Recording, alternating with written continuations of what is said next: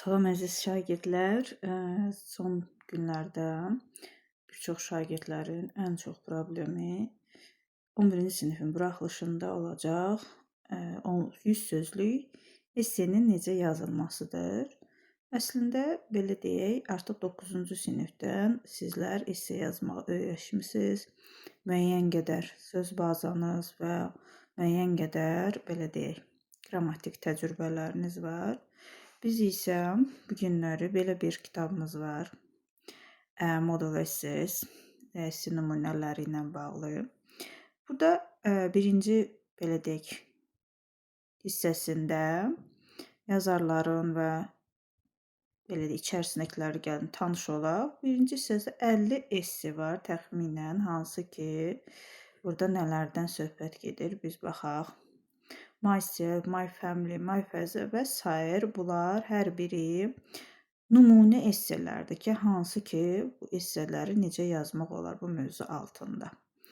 Və həmin esselerin yazılışı üçün bizə lazım olan paraqraflar, baxın 4 paraqraf, 5 hətta 5 paraqraf şəklində bölür. Bəziləri 4, bəziləri 5 və hətta 3 paraqraf olan şəkildə də bölür. Və burada myself, yəni özüm haqqında olan paraqrafımızda bizə ümumi məlumatlar vermək, özüm haqqında necə daha mükəmməl esse yazmaq haqqında belə deyək bizə nümunələr göstərir. Məsələn üçün paraqrafımızın birinci bəndində bu hissədə nə deyir? Deyir ki, özünü təqdim elə, adınızı, yaşınızı qeyd edin, xarici görünüşünüzü təsvir edin birinci hissəsində. İkinci hissədə nə deyir? Deyir ki, harada və kiminlə yaşadığınızı deyin. Bəli, üçüncü hissəyə keçirir uşaqlar. Üçüncü hissədə deyir ki, talk about your school, məktəbiniz haqqında, dostlarınız, sevdiyiniz, belə deyim, hətta sevmədiyiniz mətnlər haqqında məlumat verin. Daha sonra dördüncüdə deyir ki, sevimli yeməyiniz və yaxud içkiləri təsvir edin, yazın. Daha sonra 5-cidə isə hansı belə deyək ki, dostlarınızla birlikdə keçirdiyiniz hobbiləriniz və yaxud aktivitetləriniz, fəaliyyətləriniz varsa, ümumi bunlar haqqında məlumat verin. Baxın, bir essedə mən belə deyək ki, bizə lazım olan bir çox bölmələrə, punktlara bu nümunədə rast gəlirik, hansı ki, biz bunları özümüz haqqında da yaza bilərik. Bir də uşaqlar deyir ki, bəs mən olarmı heç özüm haqqında verməyim? Yəni, sadəcə burada sizdən mövzunu özünüzünkiləşdirib də yaza bilərsiniz və yaxud özünüz haqqında məlumat vermirsinizsə, bax belə hansısa bir nümunə əsasında da gedə bilərsiniz. Məsələn üçün, gəlin birinci görək nə cür yazıb birinci hissədə. Yəni, bu paraqrafda dediyini inirik, özümüzü təqdim edirik, ad, soyadımızı, yaşımızı, hətta xarici görünüşümüzdən də biraz məlumat veririk. My name is Jackie, mənim adım Jackie'dir. I am 10 years old, mənim 10 yaşım var. I will be 11 in June, iyunda 11 yaşım olacaq. I have very short black hair and brown eyes. Mənim deyir qısa saçım və qəhvəyi gözlərim var. I am quite tall. Deyir ki, boyum deyir olduqca uzundur və deyir ki, and extremely thin. Mən deyir belə deyək, olduqca deyir arığam. I look like my father. Mən atama oxşayıram. Buradakı look like sözü bənzəmək, oxşar mənasında gedir. Növbəti paraqrafımızda isə bizdən istəmişdik ki, harada yaşadığımızı, kiminlə yaşadığımızı söyləsin. I live in a small town called Pinkpong. Mən Pinkpong adlanan bir kiçik şəhərdə yaşayıram. I live with my father and mother in a large flat. Mən də ata-anamla birlikdə böyük bir mənzildə yaşayıram. I am their only child. Mən onların tək uşağıyam. I sometimes wish that I had a brother or sister. Bəzən mən deyir, kaş ki deyirəm ki, bir bacı qardaşım olardı. Burada görürsünüz ki, bağlayıcılardan, ümumiyyətlə zaman uzlaşmasında necə düzgün istifadə olunmasına da baxın. Növbəti paraqrafımızda, 3-cü paraqrafımızda isə bizim məktəbimiz, dostlarımız, sevdiyimiz, sevmədiyimiz fəallər haqqında məlumat verə bilərik. I go to a primary school. Mən dahi məktəbə gedirəm. 10 yaş olduğu üçün biz burada məsələn üçün yuxarı sinifləri deyil, secondary school deyə bilərik. I walk to school every morning with my friend Tom. Mən hər gün məktəbə dostum Tomla gedirəm. I get quite a lot of homework. Mənim deyir necədir? Çoxlu nəyim var deyir. Evim tapşırıqlarım deyir çoxdur. Həqiqətən deyir tamamilə çox deyir. I like English and social study. Mən deyir ingilis dili və sosial elmləri sevirəm. But I hate maths. Mən riyaziyyatı sevmirəm. Riyaziyyata nifrət edirəm. Bir çox uşaqlarda bu problem var elə. Burada 4-cü paraqrafımızda isə özümüzün sevdiyimiz, sevmədiyimiz qidalarımız, içkilərimiz haqqında məlumat veririk. My favorite meal is hamburger and chips and ice cream. Sevimli yeməklərin deyir nədir? Hamburger, chips və dondurmadır. My mother says this is not healthy, so she makes me eat a lot of fruit and vegetables. Anam deyir ki, bunların deyir sağlam olmadığını deyir və zərərli olduğunu deyir. Ona görə də mənə çoxlu meyvə tərəvəz yedizdirir. Burada makes me, burada məcbur etmək mənasında da işlənir, bilirsiniz, make sözü. I like to go cycling with Tom. Mən də velosiped sürməyi, mən Tomla velosiped sürməyi sevirəm. We usually ride our bikes in the park. Biz adətən velosipedlərimizi parkda sürürük.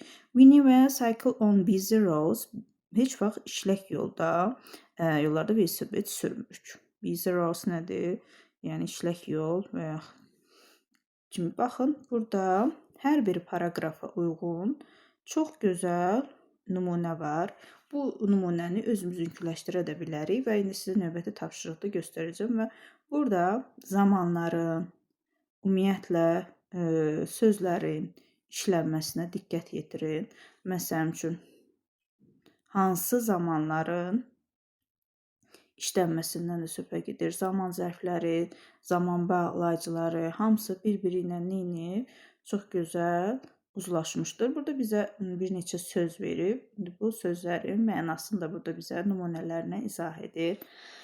Və extremely sözümüzü bizə mənasını hətta cümlələrdə izah edir onu. Son dərəcə.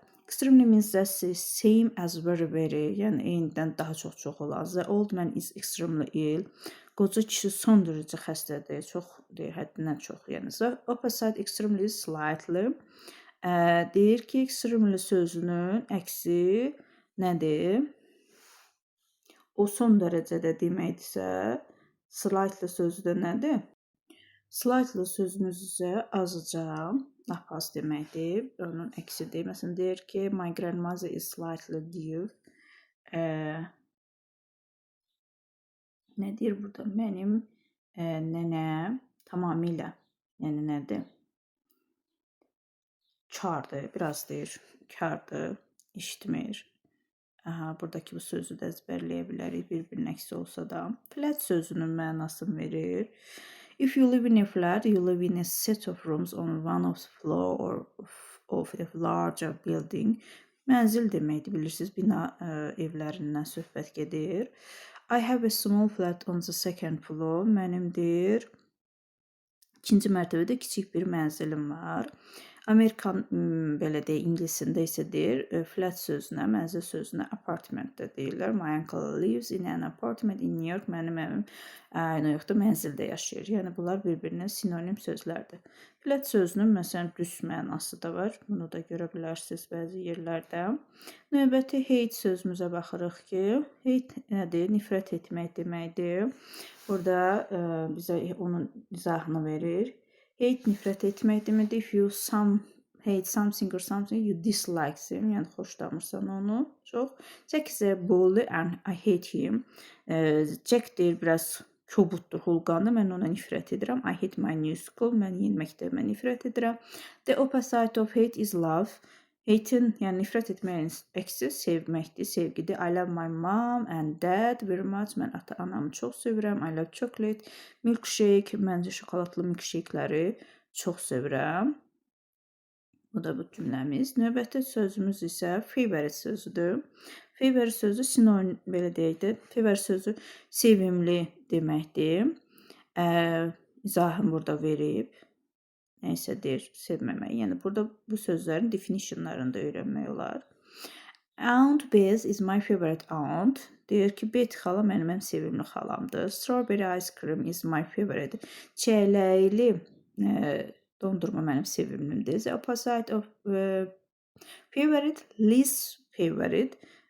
Burada da deyir ki, belə deyək, sevimlinin ən sevimlisinin əksi ən az sevilən deməkdir. Least favorite tam əks mənası yoxdur. Geography is my least favorite subject.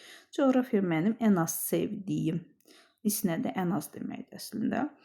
Ən az sevdiyim fəndir. Bike velosiped deməkdir.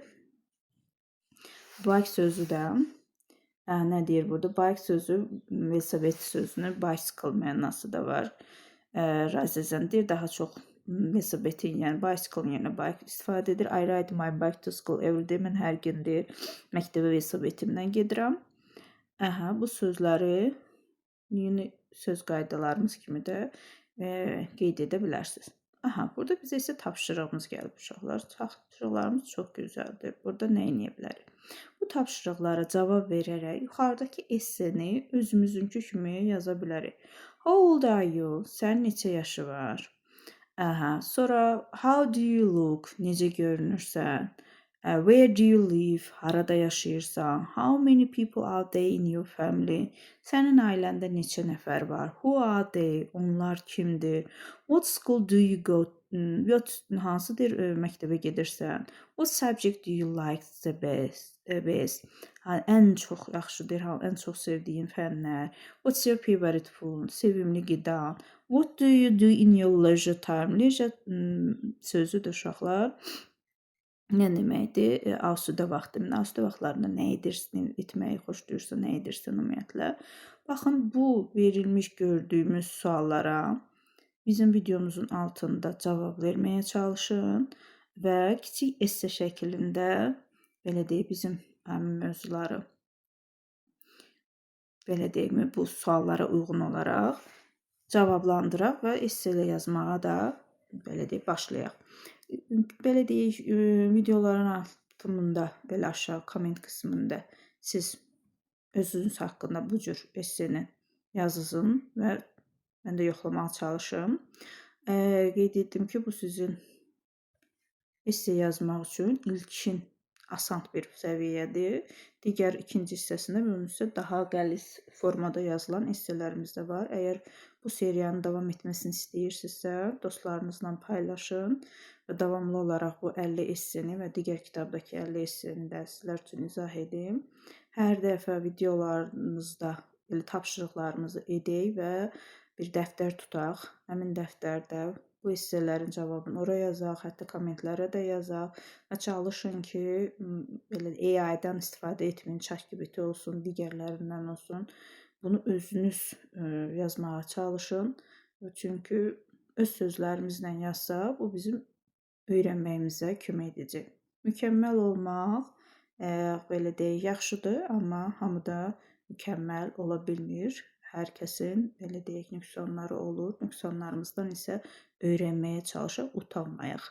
Yəni, heç kim, belə deyək, dörd-dörtlük deyil.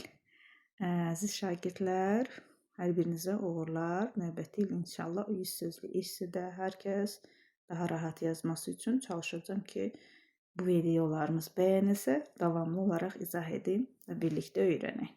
Uğurlar hər birinizə.